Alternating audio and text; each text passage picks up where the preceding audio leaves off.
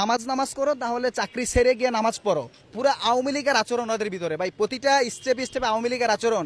না হয় ওরা কিভাবে পারে আজকে কালকে রাত 8টা থেকে শুরু করে আজকে যেহেতু আমাদের মানববন্ধন শুনছে, ওদের ফ্যামিলি থেকে শুরু করে ওদেরকে দফায় দফায় মিটিং করে ঠেট দিতেছে।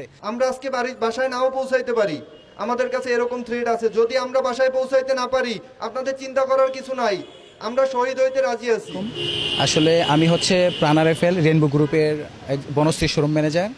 আমি এখানে মানববন্ধনে আসার এবং সমাবেশ ডাকার কারণ হচ্ছে আমরা ডিউটিরত অবস্থায় আমাদের কিছু মিটিং হয়, যে মিটিংগুলো হচ্ছে আমাদের ঠিক নামাজের সময় হচ্ছে 1:30টার সময় হচ্ছে, 1:20 শুরু হয়, 2:30 পর্যন্ত গিয়ে শেষ হয়। এরপরে হচ্ছে বিকাল 4 আসরেরটা হচ্ছে আসরের টাইমে একদম নামাজরত অবস্থা, একদম নামাজের টাইমে হচ্ছে মিটিংগুলো।